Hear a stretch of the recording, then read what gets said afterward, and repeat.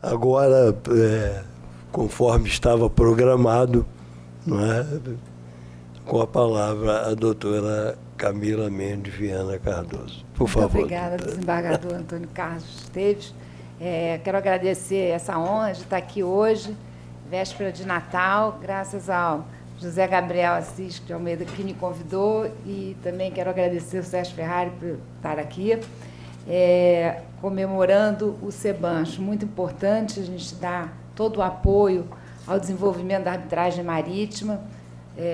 Não importa em que câmara de arbitragem você vai estar atuando, o que importa é a gente desenvolver a parte marítima, e nesse ponto acho que é um esforço conjunto de todas as câmaras de arbitragem do Brasil para chegarmos a desenvolver essa área marítima na arbitragem. Eu queria também agradecer a presença dos juízes do Tribunal Marítimo, juiz cível, há tanto tempo que a gente não se vê, né? E também os amigos todos que estão aqui. Então, eu vou falar um pouquinho de dois casos, analisar dois casos concretos de arbitragem, que é o caso Laje e o caso referente a Codesp e Libra, em São Paulo, que foi feito através do CCBC.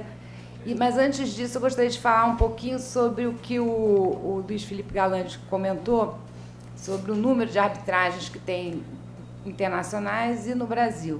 Só para dar uma ideia, quer dizer, a maior câmara disparada de arbitragem é em Londres, né? A London Maritime Arbitration Association.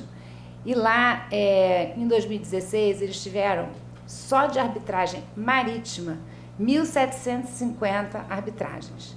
Enquanto que, naquele mesmo ano, 2016, nós tivemos, em todo o Brasil, 650 arbitragens em geral. Então, eu falei com o pessoal lá da London Maritime Arbitration Association, eu só quero 10% das arbitragens marítimas, porque a gente já está satisfeito, né? Brincando com eles. Mas por que isso? Por que será que é só porque é Londres? Não. O que acontece é que na área marítima você tem contratos padronizados, que chamam contratos BINCOS, e ali já constam 3 opções para as partes escolherem. É a opção de Londres, a opção de Singapura e a opção de Nova York. E esses 3 dominam no mundo a arbitragem marítima.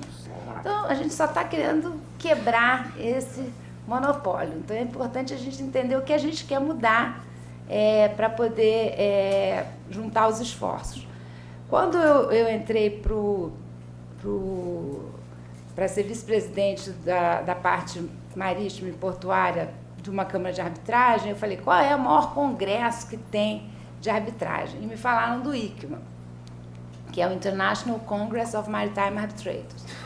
E ia ser feito em Hong Kong. Quando eu cheguei em Hong Kong, e eu fui até com um representante do SEBAN, que era o Cabral, da Transpetro, a gente chegou lá, muito metida, né? Achando que ia conhecer todo mundo. Cheguei lá, não tinha nenhum latino-americano. Era eu, Cabral, e isso aí. Aí, obviamente, critiquei, falei, como assim? Não tem nenhum latino-americano, não tem ninguém do México, não tem ninguém de nenhum outro, Argentina, Chile, nada.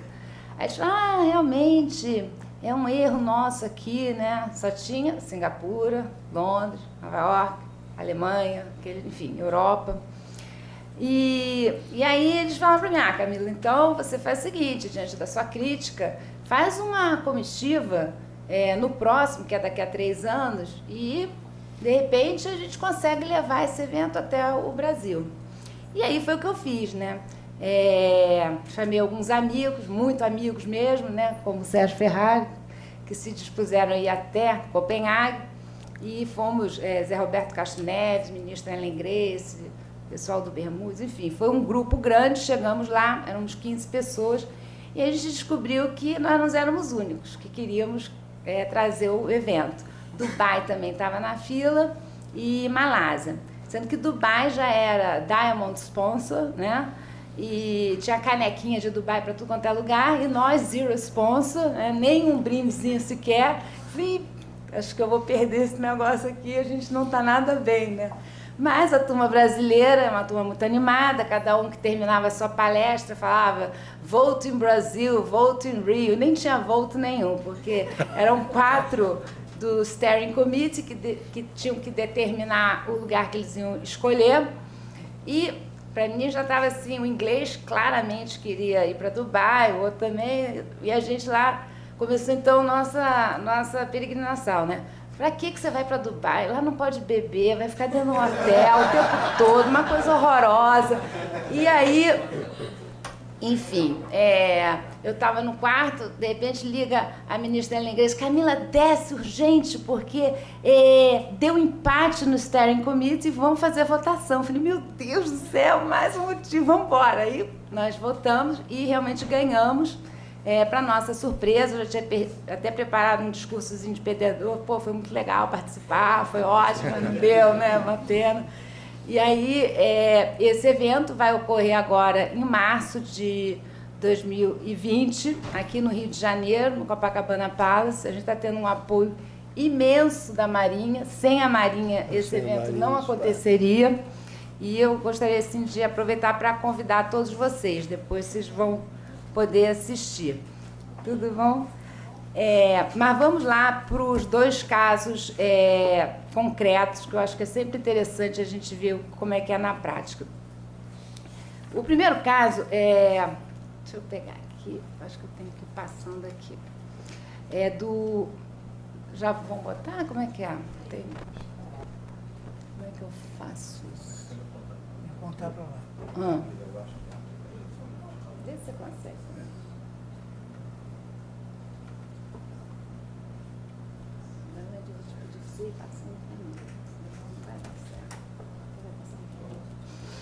É o caso Laje. O caso Laje é um leading case na área de arbitragem marítima e talvez o mais assim, o primeiro caso que aconteceu, ele envolve Henrique Laje, que, como o nome diz, foi quem construiu aquela casa maravilhosa no Jardim Botânico, que é o Parque Laje. Né? Henrique Laje... pode passar. Henrique Laje era casado com uma cantora de ópera, né? Um homem sensível, como podem ver. E, além disso, ele era um grande armador e também tinha minas de carvão, exportava, enfim. Era um milionário da época. Pois bem, chegou o estado de guerra, o Brasil resolveu, a União, incorporar todos os bens e direitos da organização Laje, tão logo ele faleceu. Quando ele faleceu, a viúva era italiana, eles entendiam que os bens não deveriam ficar com essa viúva, por inúmeros motivos, e então resolveram incorporar os bens da União, o estaleiro, os navios, tudo que eles tinham. E aí houve um decreto-lei que fixou que a indenização seria feita através de um juízo arbitral irrecorrível e executável independentemente de homologação. Pois bem, aí na época a sentença determinou que seria em torno de 416 milhões. Quer dizer, isso aí foi um cálculo que eu fiz, não sei se está totalmente certo, mas era um valor bem expressivo.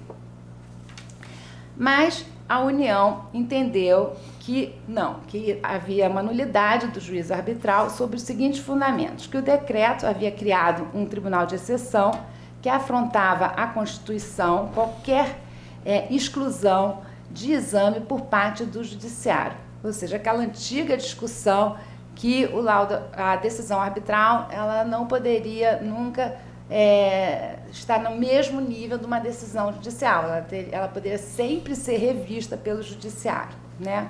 E, além disso, que o poder público não poderia sujeitar-se a um juízo privado, né? Diante disso, o espólio, então, ajuizou uma ação, né, contra a União para conseguir reaver a indenização, e, no final, somente em 74, né, isso desde 46 foi sendo discutido, foi decidido pelo STF a legalidade do juízo arbitral e que, na verdade, o nosso direito sempre admitiu e consagrou, né? Foi um voto do ministro Bilac Pinto.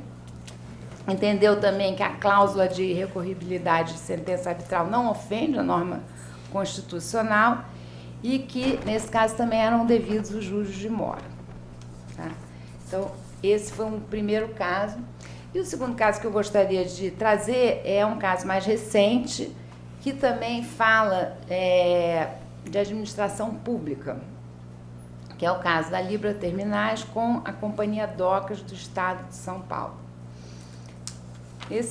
Essa arbitragem ela aconteceu na Câmara de Arbitragem Brasil-Canadá, em São Paulo, e haviam várias ações judiciais com pedidos de liminares que estavam em curso. Diante da arbitragem, usando aquele decreto que saiu, foi a primeira decisão relacionada ao decreto dos portos, que depois até foi questionado, etc., foi feita, então, essa arbitragem. Primeiro foi a primeira ação referente a essas disputas entre Docas e a Libra, começou em 99. Então, vocês veem quantos anos aí já se passaram e que não tinha nenhuma decisão, né? E a última tinha sido ajuizada em 2006. Isso só para dar uma ideia do tempo que estava sendo assim, perdido, né, numa discussão sobre esse assunto. A arbitragem, em 1 ano e 5 meses, decidiu todos esses casos. Então, você vê que foi realmente bem eficiente nesse aspecto. Com relação ao que era discutido nessa arbitragem, são 2 terminais da Libra, que é o número 35 e 37, em que a Libra alegava que, no 37, as despesas com a obra de melhoramento do cais e do berço de atracação deveriam ser reembolsados pela Codesp, e, por outro lado, a Codesp alegava que não tinha que reembolsar nada, porque fazia parte do próprio arrendamento que ela tivesse que fazer essas melhorias no cais, né, como arrendatária. E aí a decisão foi que realmente não cabia nenhum tipo de ressarcimento. E com relação ao terminal 35,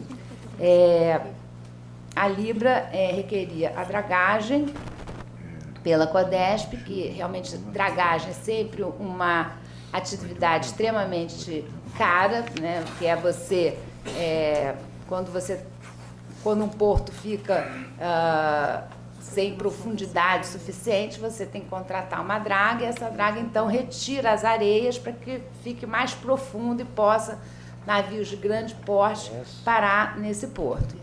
E esse trabalho normalmente custa muito dinheiro, então era uma questão bem delicada, se a dragagem era por conta da Codesp ou da Libra que estava arrendando aquele terminal.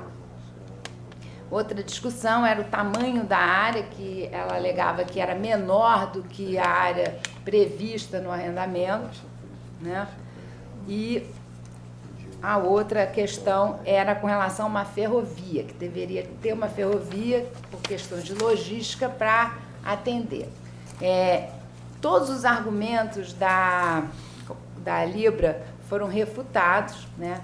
Por fim, ela ainda reclamava também de uma concorrência desleal, dizendo que a Codesp teria cedido, sem licitação pública, áreas ao lado que acabaram influenciando numa concorrência desleal contra ela, já que eles não pagaram valores que deveriam ser devidos caso tivesse sido feita uma licitação pública. No final, a decisão foi que o Grupo Libra deveria pagar o valor histórico de 2,7 bilhões, que então seriam atualizados em sentença final.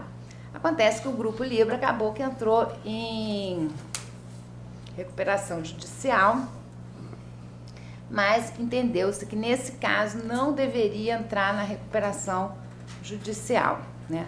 A Libra recorreu dessa decisão e hoje está para ser decidido, porque ela alegou suspeição de um dos árbitros, alegando que esse árbitro teria trabalhado no passado em algum assunto relacionado à Codesp ou ali, enfim.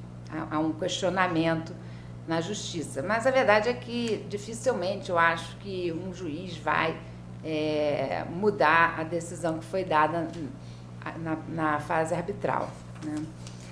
Enfim, acho que é isso. Eu procurei manter os 15 minutos. Quem tiver interesse de ir no ICMA, que vai ser em março, está aqui. Vocês podem... Eu não sei mexer direito nisso, mas meu filho me ajudou. Então, é só você botar aqui que você vai conseguir, então, entrar no site do evento. Eu ainda sou bem atrasada, põe www, né, o nome completo lá. Muito obrigada.